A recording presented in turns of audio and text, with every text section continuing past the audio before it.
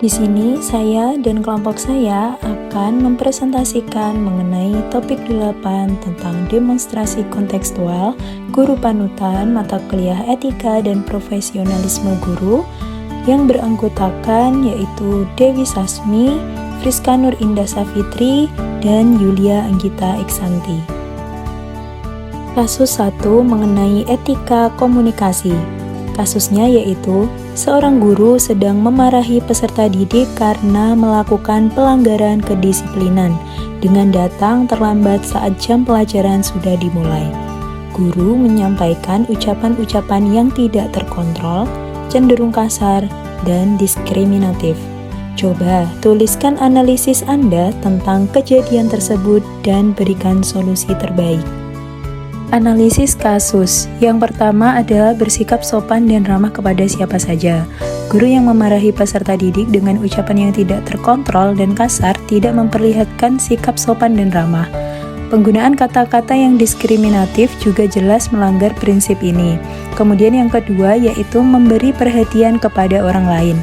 Dalam kasus ini, guru tampaknya lebih fokus pada ekspresi kemarahannya daripada memberikan perhatian pada peserta didik. Ketidakpedulian terhadap perasaan dan keadaan emosional siswa merupakan pelanggaran terhadap prinsip ini. Kemudian yang ketiga yaitu berusaha selalu menjaga perasaan orang lain. Sikap marah dan ucapan yang kasar dari guru tidak hanya merusak hubungan guru dan murid, tetapi juga dapat melukai perasaan peserta didik. Hal ini jelas bertentangan dengan prinsip menjaga perasaan orang lain. Kemudian yang keempat yaitu bersikap ingin membantu. Meskipun tujuannya mungkin untuk mendisiplinkan siswa, cara guru mengungkapkan kritikannya dengan ucapan yang tidak terkontrol tidak membantu dalam memperbaiki perilaku siswa. Sebaliknya, hal itu dapat menciptakan ketakutan dan rasa tidak aman. Yang kelima yaitu memiliki rasa toleransi yang tinggi. Guru seharusnya memiliki rasa toleransi yang tinggi terhadap kesalahan siswa dan menunjukkan kemampuan untuk mengelola situasi dengan tenang dan bijaksana. Sikap marah dan diskriminatif menunjukkan kurangnya toleransi dan pengendalian diri. Kemudian yang enam yaitu dapat menguasai diri, mengendalikan emosi dalam setiap apapun. Guru seharusnya memiliki kemampuan untuk mengendalikan emosinya, terutama dalam situasi-situasi yang menantang seperti ini. Penggunaan ucapan yang kasar dan diskriminatif menunjukkan kurangnya pengendalian diri. Solusi terbaiknya yaitu yang pertama dengan pengelolaan emosi. Guru perlu belajar teknik pengelolaan emosi agar dapat merespon dengan tenang dan terkendali dalam situasi yang menantang. Ini bisa meliputi latihan pernafasan dalam, refleksi diri, dan juga keterampilan komunikasi yang lebih baik. Kemudian yang kedua, pelatihan etika komunikasi. Sekolah atau lembaga pendidikan harus memberikan pelatihan tentang etika komunikasi kepada guru-guru mereka. Pelatihan ini dapat membantu guru memahami pentingnya menggunakan kata-kata yang bijaksana dan mengelola konflik dengan cara yang membangun. Kemudian yang ketiga yaitu pendekatan restoratif. Daripada hanya mengandalkan hukuman atau kritik, guru dapat menggunakan pendekatan restoratif untuk menangani pelanggaran kedisiplinan. Ini melibatkan pemahaman mendalam terhadap penyebab perilaku siswa dan bekerja sama dengan mereka untuk menemukan solusi yang membangun. Yang keempat yaitu konseling dan dukungan. Siswa yang sering terlambat atau melakukan pelanggaran lain mungkin membutuhkan dukungan yang ekstra. Guru dapat bekerja sama dengan konselor sekolah untuk menawarkan dukungan dan bimbingan kepada siswa tersebut yang dapat membantu mereka mengatasi masalah mendasar perilaku mereka. Kemudian yang kelima yaitu pengawasan dan pemantauan.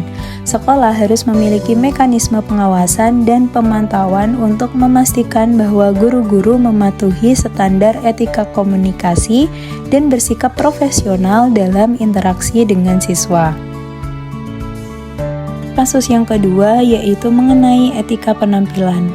Kasusnya, seorang guru merupakan teladan dan percontohan untuk peserta didiknya dalam berbagai hal. Salah satunya terkait penampilan pribadinya. Tuliskan bagaimana seorang guru harus cakap dalam berbusana, cakap dalam tatanan rambut, dan cakap dalam bermake up, cakap dalam mimik wajah, dan gestur tubuhnya dalam mengajar di sekolah.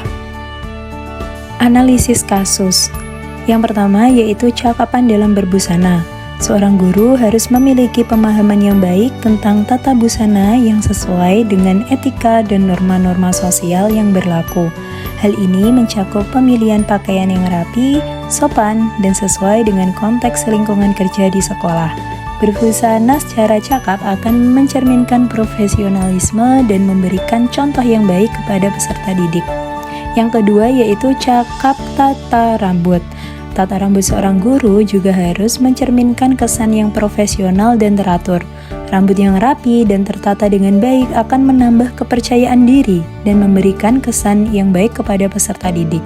Guru harus memilih tata rambut yang sesuai dengan bentuk wajah, usia, dan juga mengikuti kebijakan sekolah terkait dengan penampilan. Yang ketiga yaitu cakap dalam bermake up. Saat bermake up, seorang guru harus memperhatikan prinsip-prinsip kebersihan, kesederhanaan, dan penampilan yang alami. Make up yang terlalu berlebihan atau mencolok mungkin tidak sesuai dengan suasana pembelajaran di sekolah. Oleh karena itu, guru sebaiknya menggunakan make up dengan bijak, menonjolkan kecantikan alami, dan juga tidak berlebihan. Yang keempat yaitu cakap dalam mimik wajah dan gestur tubuh. Mimik wajah dan gestur tubuh guru dapat memberikan banyak informasi kepada peserta didik tentang suasana hati, emosi, dan kepercayaan diri guru tersebut.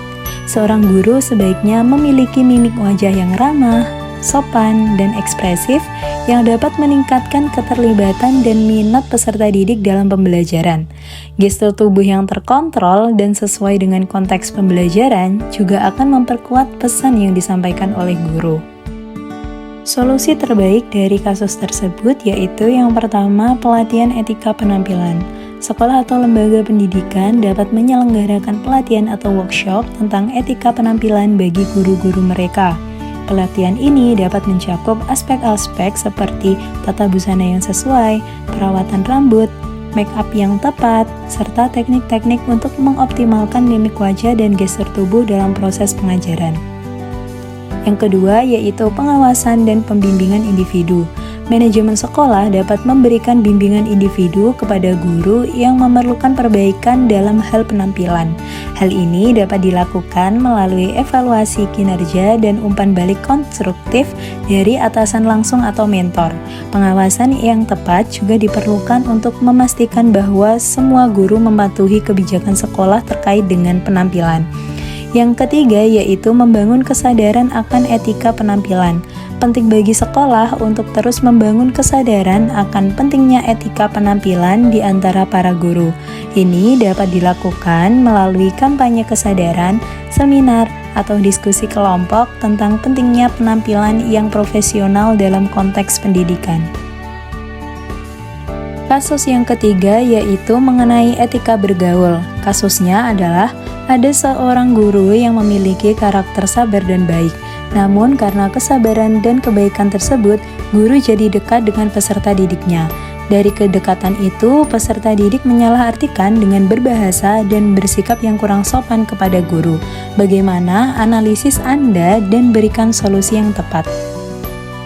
Analisis kasusnya yaitu yang pertama mengenai karakter guru yang sabar dan baik. Karakter sabar dan baik dari seorang guru adalah kualitas yang sangat positif dan penting dalam lingkungan pendidikan. Kesabaran memungkinkan guru untuk menghadapi berbagai tantangan dalam mengajar dengan tenang dan penuh pengertian.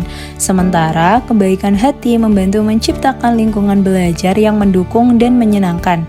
Namun, sifat-sifat ini juga bisa disalahartikan oleh peserta didik jika tidak disertai dengan bahasa yang jelas. Kemudian yang kedua yaitu kedekatan dengan peserta didik. Kedekatan antara guru dan peserta didik adalah hal yang baik karena dapat memperkuat hubungan guru dan murid serta meningkatkan keterlibatan siswa dalam pembelajaran. Namun, kedekatan ini perlu diimbangi dengan kejelasan mengenai batasan-batasan etis dan profesional. Jika peserta didik mulai bersikap kurang sopan, hal ini menunjukkan adanya kesalahpahaman mengenai batasan-batasan yang tersebut. Yang ketiga yaitu kesalahpahaman dalam interaksi.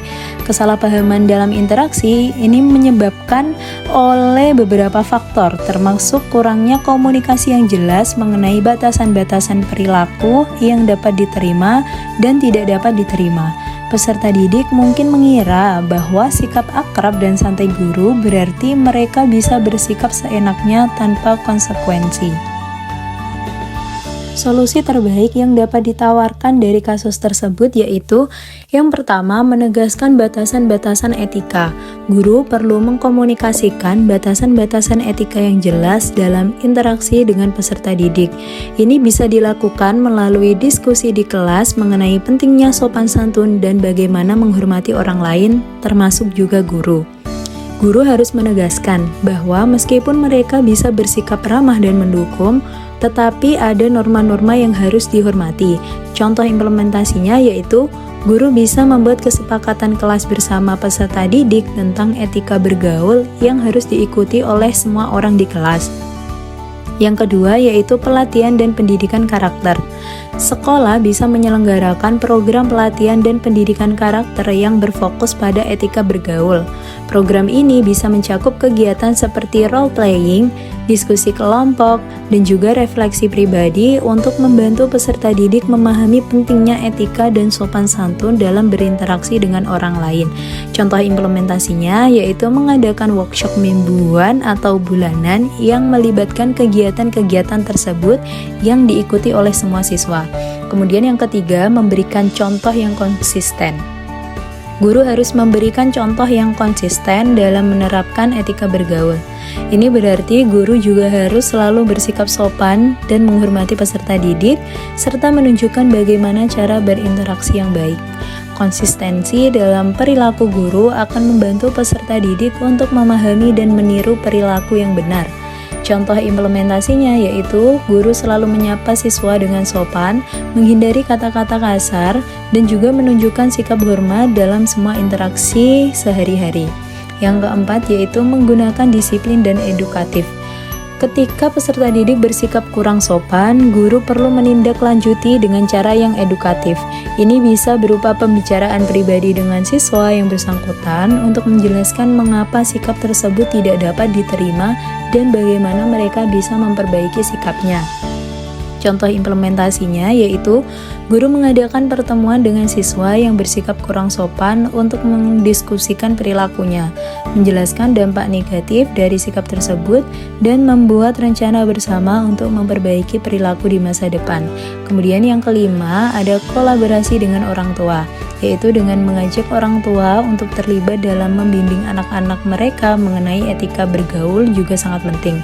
Orang tua perlu diberi pemahaman bahwa mereka berperan penting dalam membentuk perilaku anak di rumah, yang kemudian akan terbawa ke sekolah. Contoh implementasinya yaitu sekolah bisa mengadakan pertemuan rutin dengan orang tua untuk membahas perkembangan etika dan karakter anak-anak, serta memberikan tips dan strategi kepada orang tua untuk mendukung pendidikan etika di rumah. Itu tadi analisis dan juga solusi yang terbaik dari kasus-kasus yang dipaparkan.